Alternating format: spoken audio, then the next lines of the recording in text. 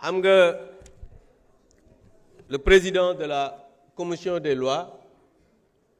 aujourd'hui war naa nangu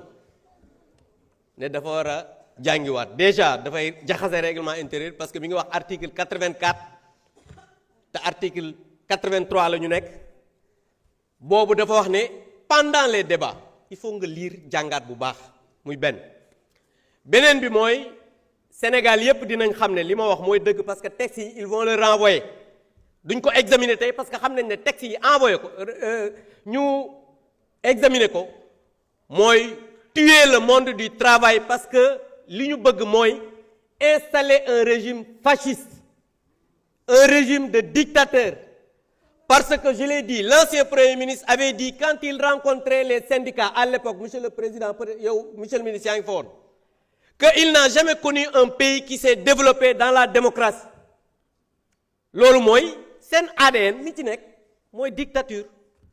seen ADN li ci nekk mooy bëgg a imposer tout ce qu'ils veulent dans ce pays mais loolu mënul nekk parce que tant que ñun ñi ngi fii ci réew mi mën nañ doon ñett ñeent juróom on continuera à dire à cette majorité bi nga xam ne amuñu dara ci xam-xam dem nañ commission comme ni nga waxee xam nga lire nañ fii 30 pages mais nee nañ 30 pages yëpp dañ koy lemaat monsieur le ministre sa temps bi da nga koo perte ñu delloowaat ko commission loolu moom mooy amuñu sax xam-xam pour délibérer valablement quand on est dans un pays où les Sénégalais aujourd'hui tirent le diable par la queue gisatuñu sax la queue travailleurs yi amul ay jafe-jafe yoo xamante ni gouvernement bi jéemalu fexe lijjanti ko parce que ñi ngi wax fii naan woy am na ay concertation yu am ak yooyu mais concertation bu amee mais les syndicats yi nga xamante ni ñoo représentatifs dans ce pays là mais ils ont fait une déclaration ils ont dit aux Sénégalais que tey jii lii ñu bëgg a def ce serait rendre le travail presque ñàkk maanaam liggéey amatul solo ci réew mi liggéeykat amatul fu mu war a waxee liggéeykat waratul wax xalaatam alors que ce pays on doit protéger les travailleurs ce pays dañu war a non seulement joxeetu leen liggéey parce que non seulement yàq ngeen réew mi économie déstructuré ngeen ko léegi ce qui reste de nos institutions on veut les clochardiser mais je pense que quand on est dans un pays comme ça mais le minimum monsieur le ministre c'est de protéger les travailleurs le minimum c'est sur le plan social de travailler à ce que ces travailleurs là ñu mën leen a ñoŋal tuuti li nga xam ne moom la ñuy liggéey mais non seulement yàq ngeen économie bi yàq ngeen suñu institution yi bëgg a installer dictature léegi nag li ci des moom mooy ñu ne la ñu rey le monde du travail en votant ces propositions de loi ou ces projets de loi projet yi je vous dis kenn du ko fi voté da ngeen di laqatu ci seen article 84 pour yóbbu ko xawma en commission mais xam ngeen seen bopp baaxul je vous remercie. Je mets aux voix la question préalable. Qui sont ceux qui sont pour? Qui sont ceux qui sont pour? Vous décomptez.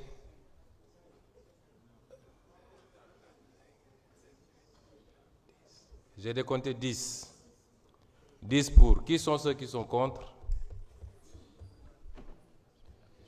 La question est repoussée. Nous passons à la discussion générale des projets de loi. Les députés qui souhaiteraient s'inscrire peuvent le faire.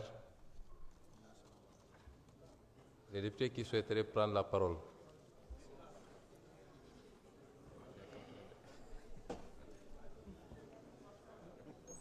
C'est quoi? Les micros ne marchent pas ici. Ça marche pas? Monsieur le Président de la Commission des lois, vous avez la parole. Venez la prendre ici.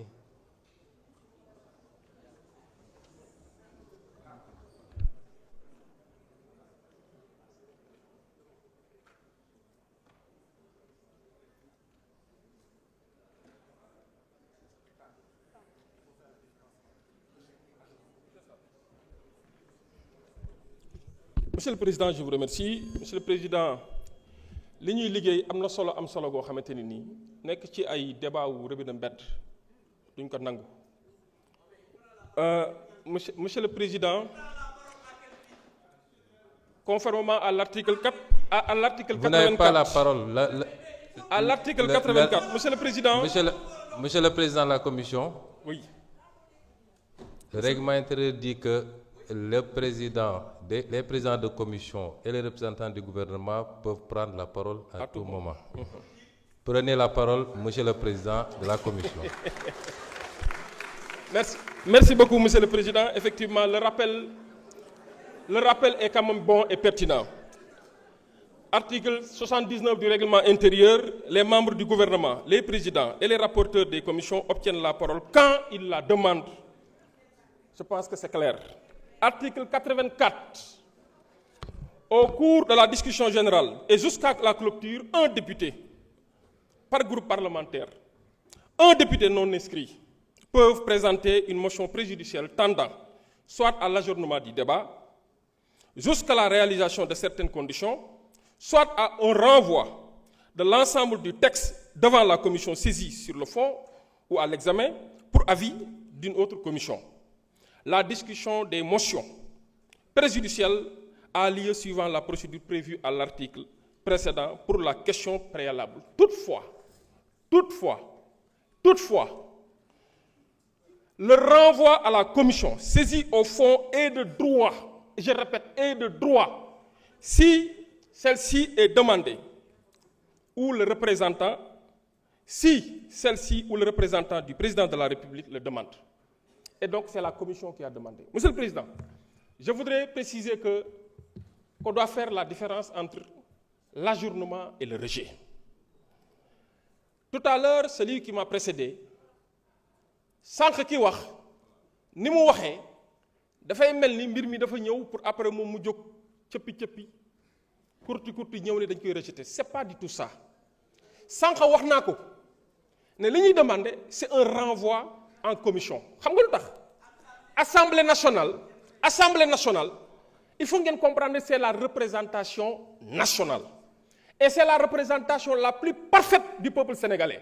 Il faut ngeen comprendre que l'Assemblée nationale est le lieu par excellence du débat public, politique, démocratique, étatique et social. Il faut ngeen comprendre que l'Assemblée nationale, li mu am cëslaayam ak cëggaluguyam xaj na yeneen institutions yi benn amu ko. C'est la raison pour laquelle d'ailleurs le peuple sénégalais est toujours témoin de tout ce qui se passe ici à l'Assemblée nationale te ñoom ñëpp ce charmant peuple est là pour représenter le peuple sénégalais parce que l'Assemblée nationale dina doxal ay mbiram ba mu mat sëkk loolu benn la. ñaareel bi mooy sànq wax naa ni dialogue ça doit être quelque chose de permanent dialogue du mës a am rupture rawatina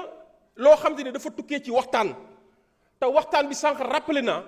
fi mu jot a jaar fi mu jógee ba fi ñu yem fi mu jógee mooy du ñun sunu nguur ñoo ko initié dafa baax ñu koy leeral du ñun sunu nguur gi fi jógee moo initié woon évaluation bi nga xam ne moo concerné le code du travail et le code de la sécurité sociale ba ñu ñëwee l'État c'est la continuité l'État non seulement c'est la continuité mais également les institutions doivent concourir à une complémentarité ba ñu ñëwee fekk ka fi li ñu constaté mooy concertation am na waxtaan am na te faction yi nga xamante ni force vive yi nga xamante ni moom la peuple sénégalais am rawatina à travers la représentation syndicale maanaam les centrales syndicales les plus représentatives ñoom bokk nañ ci dialogue boobu. wax naa léegi ne bu leen juwaatle li nga xam ne moo tudd concertation ak coproduction dafa am sénégalais yoo xam ne nii dañuy jóg naan non fi ñu koy bindee ñi dañ faa war a teew lu ñu fa bind dañ ko war a xam virgule wala yëpp dañ ko war a fekkee non ça c'est la coproduction responsabilité état moo ko yor te su ma nee état assemblée nationale da cee bokk assemblée nationale en vertu de la séparation des pouvoirs am na ay initiatives yoo xam te ni sax exécutif moo ko am te constitution bi da koo may loolu moo tax assemblée nationale jël sa responsabilité d'abord à travers la commission des lois pour ñu waxtaan ci te avant ñu si waxtaan xam peut-être xale buy daw jàng moom leçon yu bari dina ko raté. Alors commission dafa am solo moo tax des fois sama collègue Guy Marius Sagna daf ma koy rappeler ne ma Maître jëlal say responsabilités ci sa commission bi ni muy doxee parce que am na ñoo xam ay membres nañ mais booy xool absentéisme ay diplôme yu mag lañ ci am daw jàng daw liggéey te li ñuy def ce n'est pas pour Pastef ce n'est pas pour le gouvernement c'est pour le peuple sénégalais loolu moo tax di fekk travaux en commission dafa baax di nga xam liñ fa waxtaanewul amendement yi ñu apporté ak yeneen ak yeneen di nga xam tamit innovation yi nga xam ne code bi moom la indi wala ñaari code yi nga xam ne moom la indi mën naa leen a waatal ne bari nañu fii cëppi di bëri tëb di wax yaakamtee jël takk micro yi wala am avantage yu tolloog micro yi yaakaar ni li ñuy wax dëggal te alors que liñ doon waxtaane ci en commission buñ ko fekkee woon xaj na yii yëpp dafi am ñun nag ñoo ni dañuy jël suñu responsabilité parce que fii ñi fi toog ñëpp ay travailleurs nañ loolu moo tax ñu bëgg monsieur le président